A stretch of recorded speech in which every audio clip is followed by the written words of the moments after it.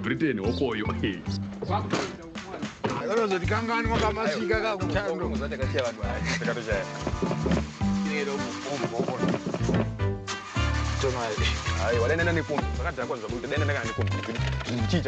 Ungashaya yako simba pamusoro pezvimwe zvinhu asi neSureThing internet connection unosvika panzvimbo.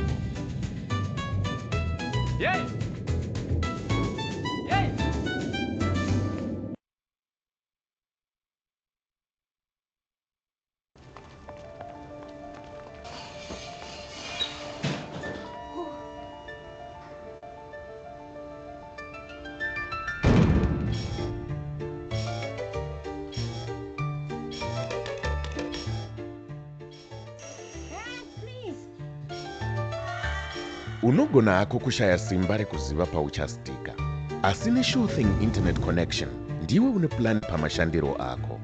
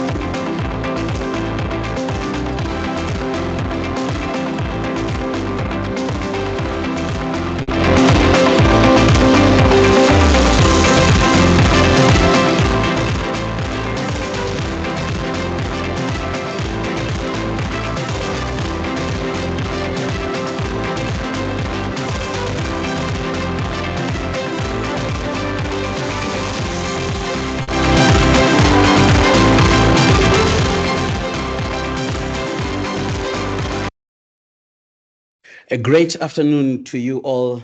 Thank you for joining us in this webinar. Thank you, much appreciated.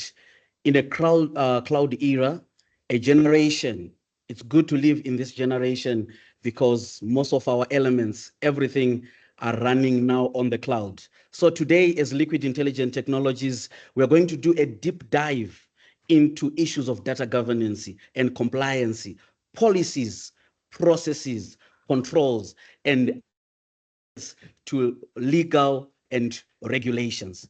At this moment, I just want to check with each and every individual. If you can hear me, just put a thumbs up so that we can proceed. Thank you. All right, so let's pick it up. So as an introduction, we as the Liquid Intelligent Technologies, we have evolved over the years. And whilst we're evolving over the years, we've got different pillars in our business. The first pillar being connectivity. And I would like to speak of an interesting promotion that we have on connectivity in terms of free ONT on all unlimited packages. So when you are moving to our unlimited packages, please note there is a promotion on free ONT. On top of our connectivity, we have added more layers to our business. So we are not just a connectivity solutions provider, but we've gone further. And the next pillar in our solutions is cloud. We partnered with Microsoft, Google, AWS. We are a gold partner with Microsoft. We are a premium partner with Google. We are an advanced tier with AWS, which is the highest stages when it comes to solutions providing on the cloud. Cybersecurity as well. We have done a lot of solutions in terms of securing, because when workloads move to the cloud, the next thing is to make sure that you are safe and secured. So we've partnered with the likes of Microsoft, Cloudflare, Acronis, different solutions. We create even SOC solutions, VAPT, vulnerability assessment and penetration test as part of our solutions. The fourth pillar that we have is computer AI, where we do create agentic AI or for the businesses. We can create chatbots for your solutions that you need for your customers, solutions, even for your interdepartmental solutions, co-location, being the fifth pillar that we have. So co-location, these are our data centers across Zimbabwe and also across Africa that we can enable businesses to be able to, we host their servers, give them power, cooling, and connectivity. And then the final pillar that we have is payments, creation of payment solutions, payment gateways, point of sale solutions for the different customers. And this is the introduction to Liquid Intelligent Technologies. But today, we are simply drilling down into data governance.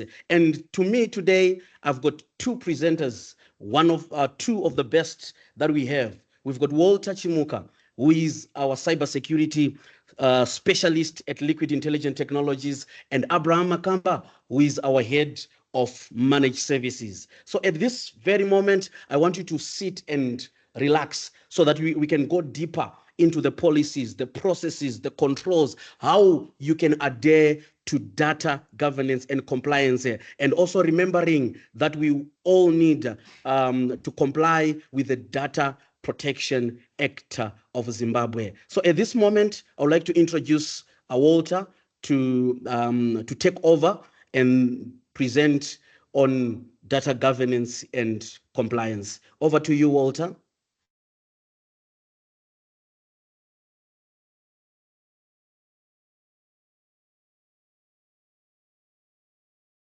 Thanks a lot for the wonderful presentation, Kevin.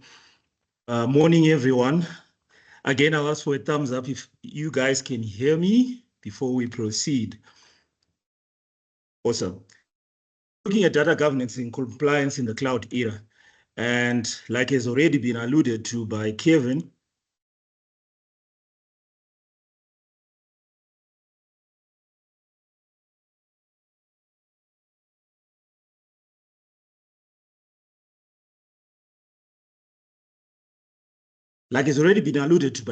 we're in a world where everything is moving to the cloud because of various reasons. Your scalability, your zero trust in terms of security.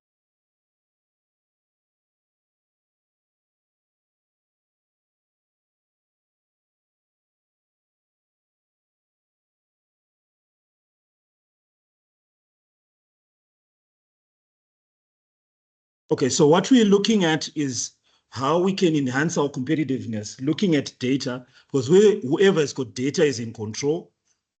They are the ones who rule the roost and tell people, or can be able to tell how to be competitive. We've seen even in the political sphere, people with data are able to sway things in their way.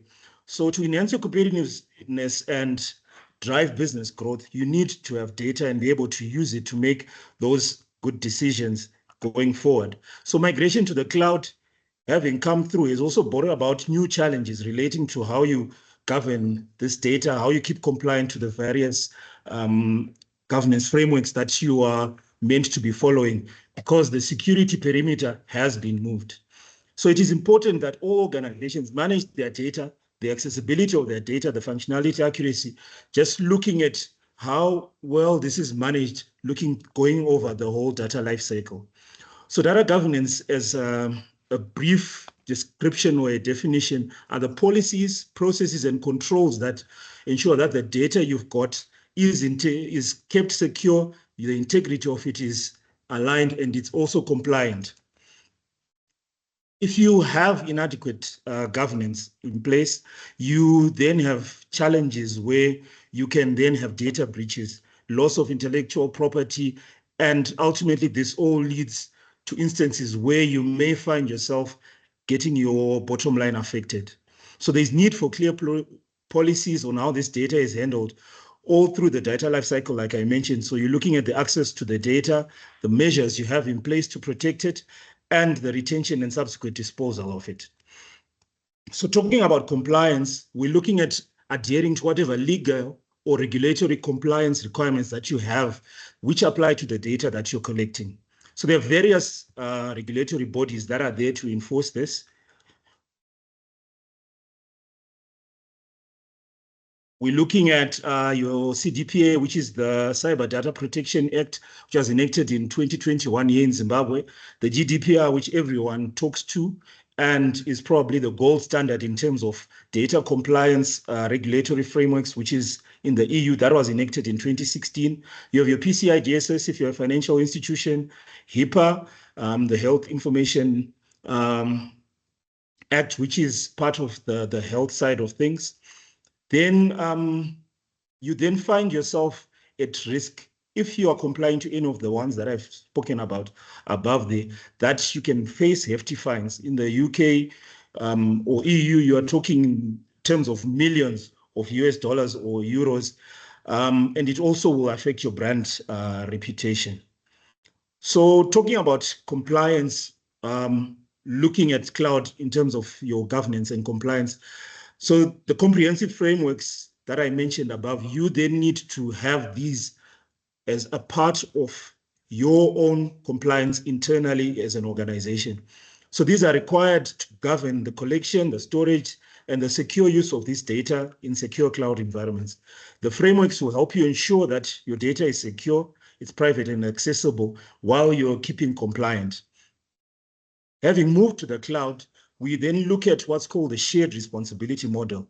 Because we're trying to harness and take advantages of economies of scale, you can be able to scale up or down. We're moving to the cloud. But then this also means you and the cloud provider have a shared responsibility in terms of your security, where the cloud provider is in charge of the infrastructure, you are in charge of the data. So depending on what models you're taking up, be it platform as a service, infrastructure as a service, or your software as a service, you need to be very alert to how the shared responsibility model works in each and every one of these instances. So I'll look at the best practices in terms of data governance and compliance on the cloud. The first one being you needing to understand what regulatory requirements are thrust upon yourselves as an organization. So like I mentioned, if you're in health, you look at HIPAA, it's an American standard. However, because we're in a global world where people traverse various territories, you need to be attuned to this. Similarly, so your PCI DSS in terms of financials, and even GDPR, if you're handling data that is of a EU resident, you need to comply with GDPR. So you then need to have your policies attuned to the cloud. So as opposed to a scenario where you've got a server room that you've got full access to and can control the data to, if things are on the cloud, things like your physical security are definitely not part of what you'll be looking at. So that's why you then have your own policies attuned to what's happening to the cloud. And now, speaking to this, you now need to look at which cloud provider do you want to take? So depending on which one of these compliance frameworks you are choosing to be following, you need to look at a right provider who can give you this. And there are various ways you can look at it, looking at what certifications these cloud providers have, that they can tell you whether they are ISO certified or they give you their SOC 2 report, just so that you've got your own you have yourself in a comfortable space. Then there's obviously the continuous monitoring of your cloud environments, just to ensure that whatever cloud environment you're in, you are still within the confines of the regulations and you're complying to the frameworks that I spoke of earlier.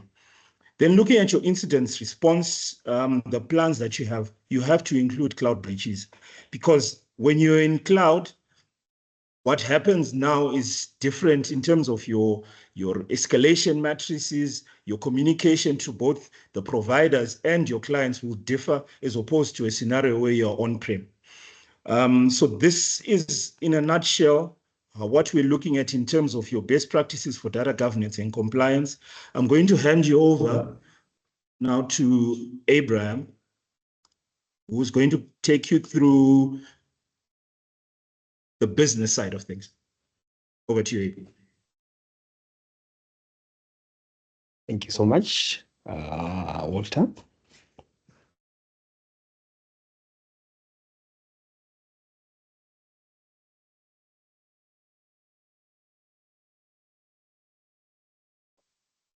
Good afternoon once again, everyone. Hope you can hear me clearly. Kindly share a thumbs up as well if you can hear me clearly.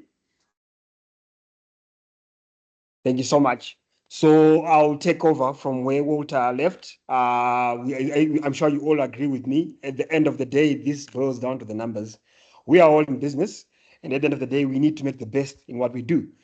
So we need to have enablers, and we need to make sure that what we have around us speaks to our respective business, and we make financial sense in what we do, whatever we do. So my key focus, I'll speak data governance, I'll speak to compliance, I'll speak to business benefits, and the value proposition as well as I go. So my colleagues spoke on the technical side. I will speak on the business side. So as you can see, honored ladies and gentlemen, there, that's the data governance business overview. We are looking at the why, the what, the who, and to your left, you are seeing the data governance. You're seeing the rules and the rules of engagement and the processes. Just as a reminder, this is the exercise of decision making, and I believe we all make decisions in our various works each and every day. So this is the exercise of decision making and authority for data related matters. So now, as you can see, on the why, that's more of our mission. On the what, that's the focus areas now. What are our goals? What are our metrics, the success and the measures, and the funding, which is involved in that? And then you're looking at the data rules and definitions. Now, if you bring it closer home, charity begins at home. We're looking at the Data Protection Act, which my colleague referred to earlier on. So you've got now your decision rights, your accountabilities, your control mechanisms as well. As we go on, now you're going to the who, you've got your data stakeholders. You also have the data governance officers and your data stewards. But now, when you go to the when, that's not the data governance process, which you're seeing there from 1 to 7. But what do you want to achieve? Want to achieve the mission. So this goes through a whole process. And this whole process, I'm sure you'll all agree with me, we cannot do it on our own. So we need enablers. And we, as Liquid Intelligent Technologies, we are an enabler. We also have partners we work with to make sure that we then attain this framework, which I'm showing there. So I'll move over to the next slide now. So as I said, it speaks to the numbers. So if you look at the market size of data protection as a service, in billions, you're looking at 21.9 billion from the start there, as you can see. This rose 26.04 billion. And there's a projected value of 74.91 billion, which gives us a cumulative annual growth rate of 19.3%. And this is the global outlook. And this just shows us the numbers which are associated with data protection as a service. This emphasizes, this shows why data is actually very important in all we do. And this is the monetary value of it, which we are seeing there. So, of course, we've got our drivers. And these drivers these are the key drivers. We're not saying these are the only ones. The first one is increasing cyber attacks. I'm sure you'll all agree with me. This is a global phenomenon which we have. No one is immune from this one. So we have these cyber attacks globally. The only difference is what type of an attack is it? Is it a ransomware? Is it whatever it may be? But it can be industry specific, the target which they have. It just depends with the attack and how they want to attack. So that's one of the key drivers there. And then, of course, there's a spike in volume of data generated. One speaker once said, in the heydays, you would do 7 transactions in a month. Now you do 7 transactions in minutes. So I'm just giving an example from a financial perspective. So we've got a spike in volume of data generated. Then we also have a surging need for the data protection now. Of course, there's the GDPR, which was referred to by my colleague, and bringing it home, we've got our CDPA as well. So we have to protect our data. Of course, there are some restraints there. There's loss of control and vendor locking strategies as well. So we have to be smart. What do I mean here? From a data governance perspective, we need to have a smart approach. So number one, we have to be strategic. So we have to have initiatives which are aligned with our business objectives. I'm sure you'll agree with me. We have various industry verticals we're working with, but there's something common in all these industry verticals, is the data. But we have to, it has to be measurable. So we need to define and have clear metrics which we are tracking so that at least we are effective in the governance efforts which we are having internally and with the external stakeholders we're working with. Then it has to be actionable. So the processes should be practical and easy to implement. We cannot have a white elephant with us. So we need to create measurables which are simple and which can be tracked, and we see how far we are going. It has to be relevant. If you're talking to manufacturing, it has to be relevant to manufacturing. If I'm talking to mining, it has to be relevant to mining. So we have to focus our data, and it has to be critical to achieving these respective business goals of the respective organization. Lastly, it has to be time bound. So there have to be timelines and deadlines for the data governance activities which we undertake in each and every day. So you see to your right there, these are some of the foundations according to Gartner, which are key in the analytics of data governance. I'm sure one of them there is trust. They say trust is lost in buckets, but to earn it takes time. So it's very key for our stakeholders, both internal and external, among others. And lest we forget the risk and security associated with data when it's not handled well. So now I'll move over to compliance. And now you realize that you have to understand the data privacy and regulations. So I'll give you the context there. So as Liquid Intelligent Technologies, we will come through and assist you and help you, because we know we have got different professions within our respective businesses. So from a law perspective, we have got law experts within. So they then help from interpreting what the Data Protection Act means to your respective business. You also have to implement measures which speak to your business, which make sure that the data handling is as expected, because it's now an act which is in running actually. Then you have to have frameworks. They have to be there. And then you have to conduct regular data risk assessments. My colleague, when he introduced, he gave examples of some of the assessments and some of the tools we have, which we do to address that. Then we have to train our employees.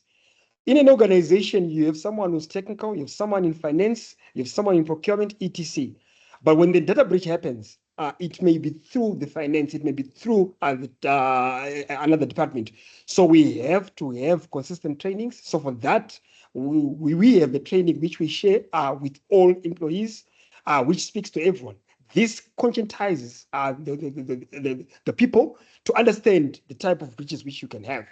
And then definitely you may have third-party service providers you may be working with. They also have to be in the loop of what you expect of them in the overall goal of what you're trying to achieve. Then lastly, you have to respond to data breaches. In this case, it's and you see it as we go in this presentation. So I won't elaborate much there, but my colleague referred to this 3 December 2021, the Cyber and Data Protection Act was adopted. Key aspect I want to bring out there from a business perspective is this. There has to be the aspect of collection, storage, use, and transfer of the data, and the privacy of genetic, biometric, sensitive, and health data. So that is why I say this actually impacts all industry verticals. I'm sure you can agree with me when you look at this context which we have there in a nutshell.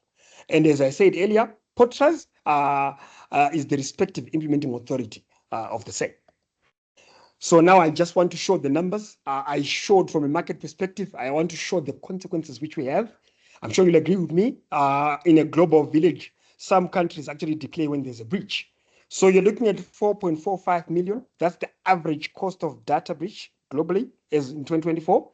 And you look to the cyber crime damage cost, 10.5 trillion at peak there.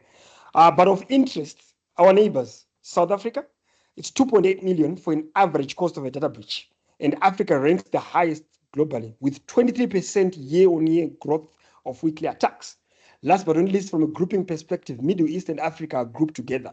So Middle East, the average cost of a data breach is 8.74 million. So this just gives the context, ladies and gentlemen, of what we are dealing with and the gravity it has. And hence, indeed, as my colleague mentioned, it does impact the bottom line. So we cannot have a discussion and not talk about AI, but we're not talking about it from a buzzword perspective, but we're talking about it to it being an enabler in our daily processes as we streamline our workflows and processes. I'll just touch on two there.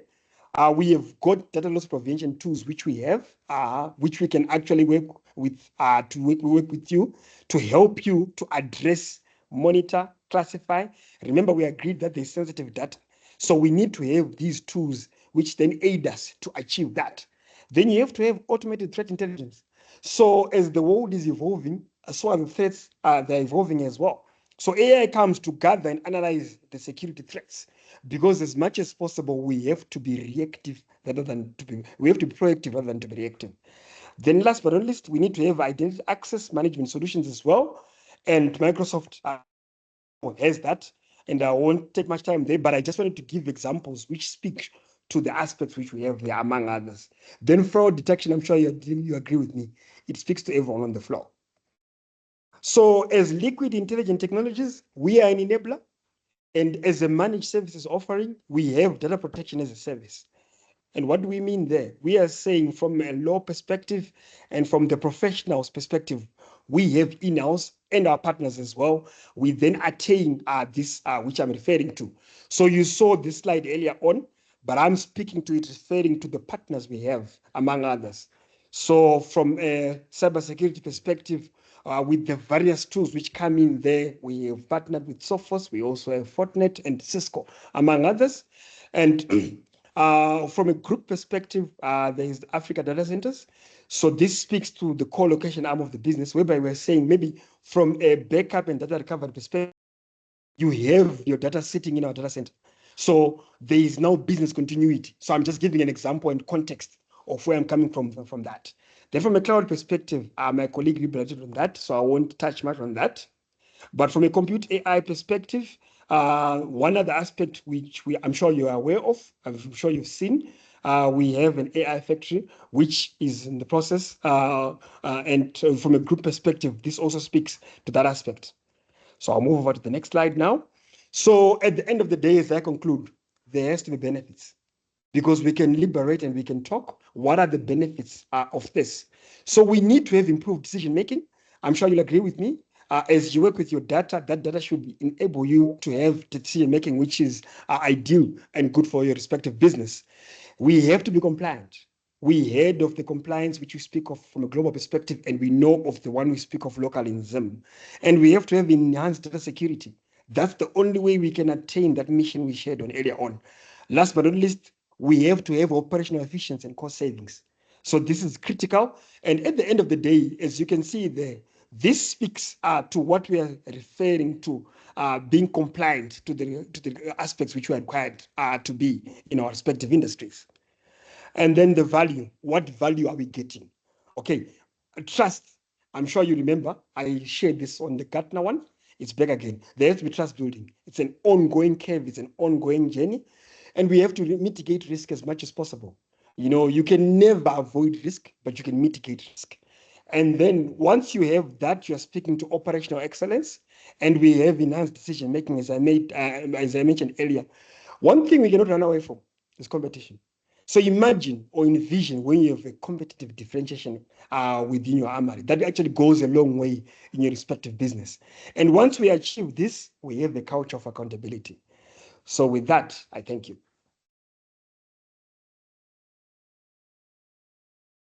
Thank you, Abraham. Thank you, Walter, for wonderful presentation.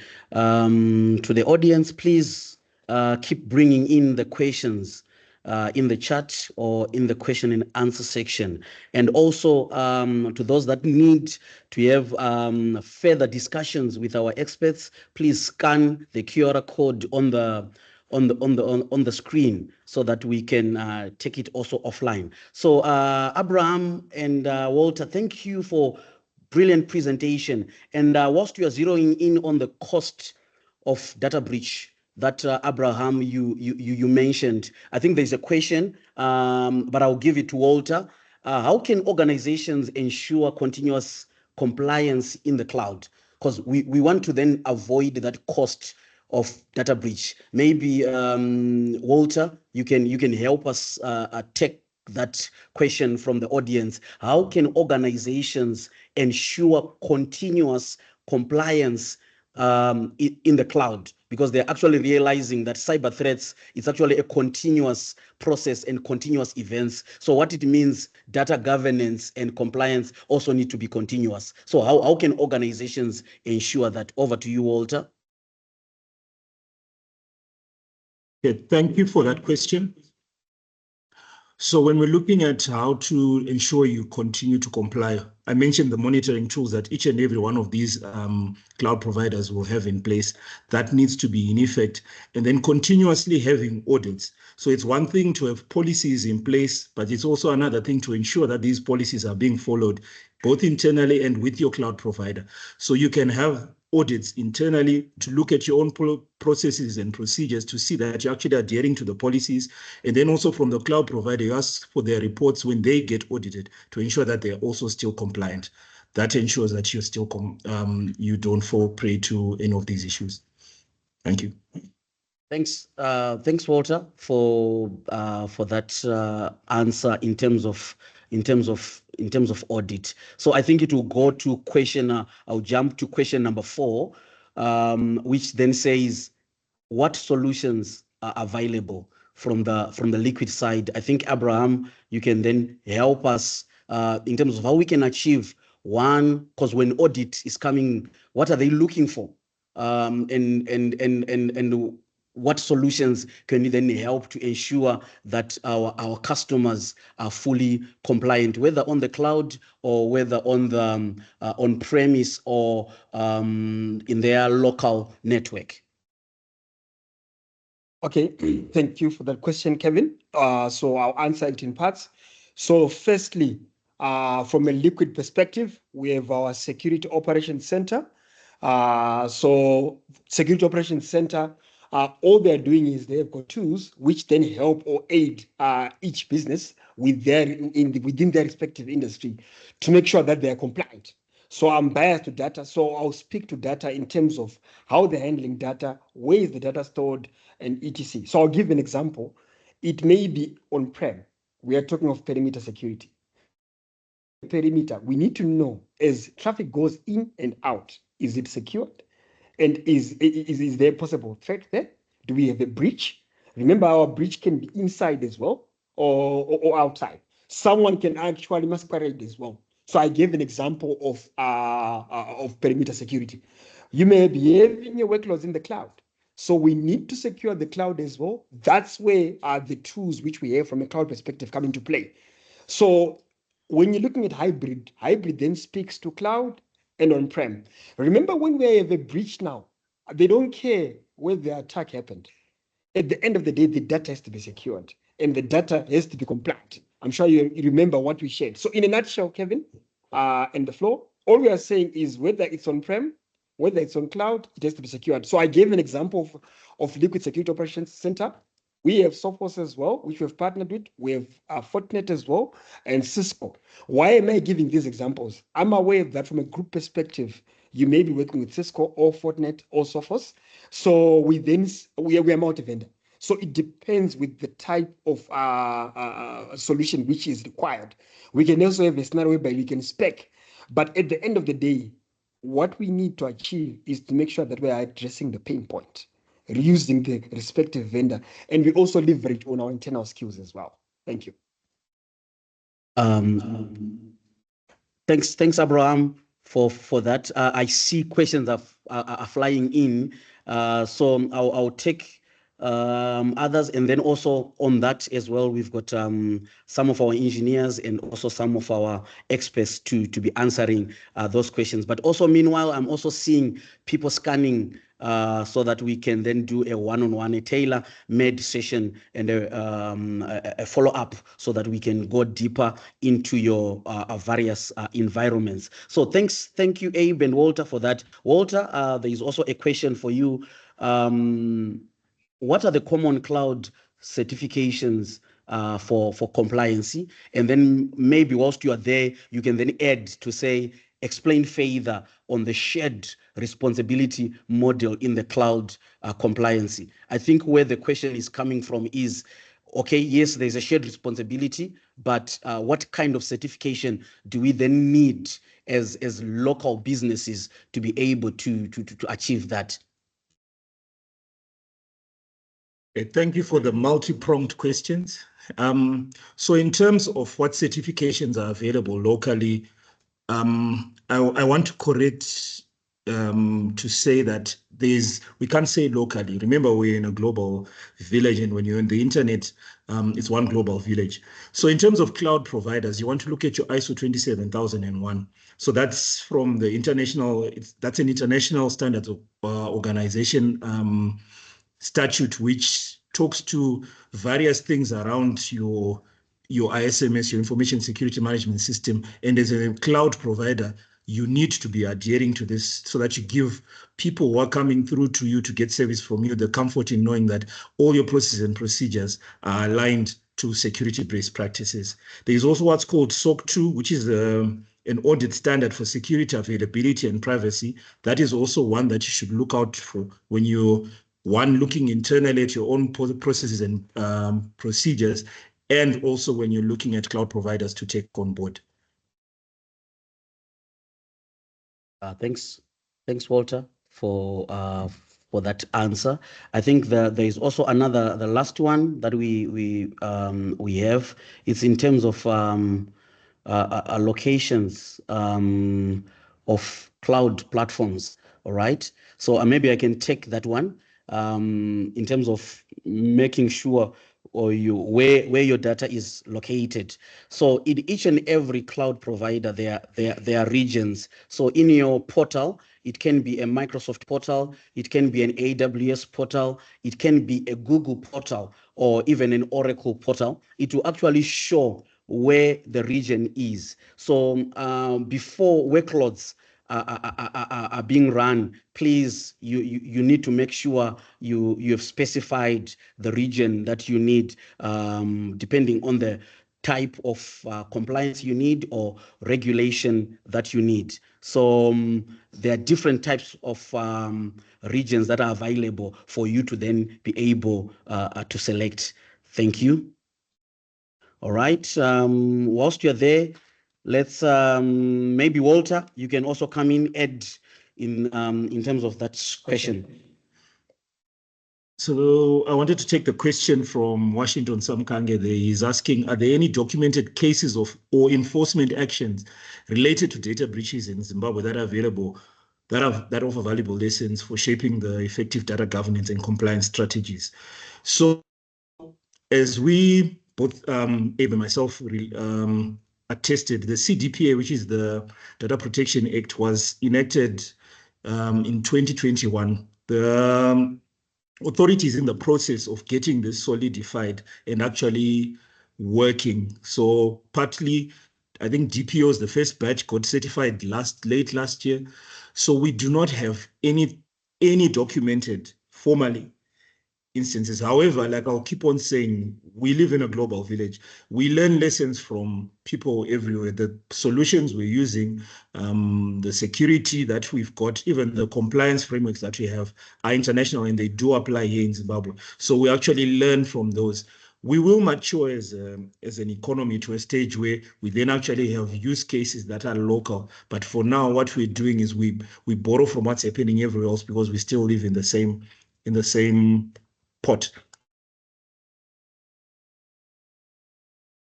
Thanks, Walter, for that, and thank you all for your questions that are coming in.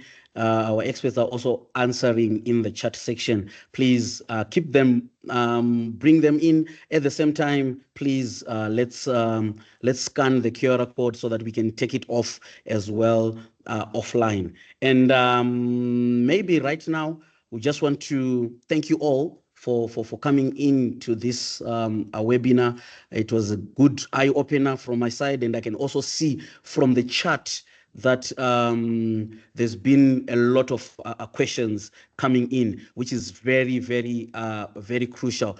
That's the reason why we brought in this webinar as Liquid Intelligent Technologies on how to master data governance and compliancy in the cloud era. So we will continue even to answer the questions in the chat, and also we'll continue, we'll be engaging everyone that has scanned thank you so much, because we've got quite a number of solutions that are available as liquid intelligence technologies to make sure you are compliant, to make sure you've done well in terms of data governance. Maybe at this time, I would like to thank you, Walter, our cybersecurity specialist, for the input that you've given in the webinar. Much appreciated. And also Abraham, our head of managed services. Thank you so much for the input. And also, I think where I really took note was the cost of data breach. So whatever we do, they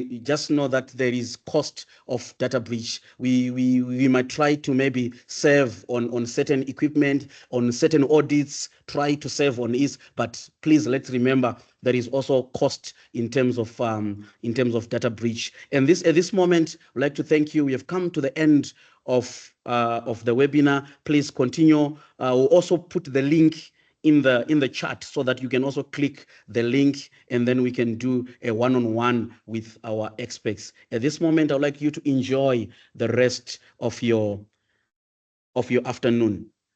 Please enjoy the video that's coming. Thank you all.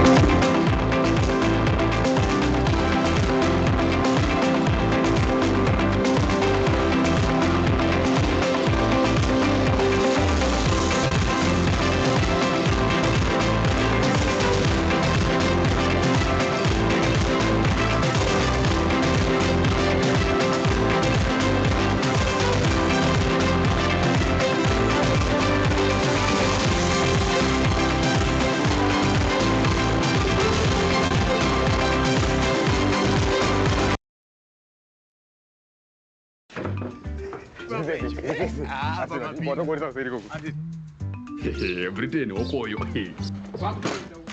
Akazoti kangani ngokamasika kakuthando.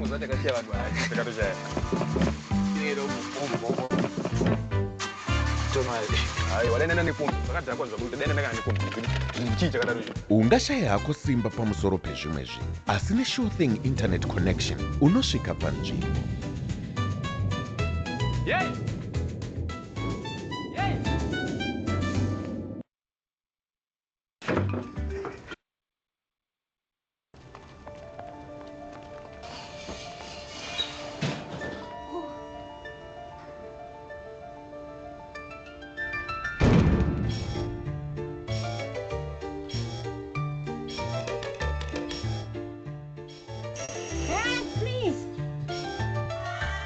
unogona hako kushaya simba rekuziva pauchastika, asi nesure thing internet connection ndiwe une plani pamashandiro ako.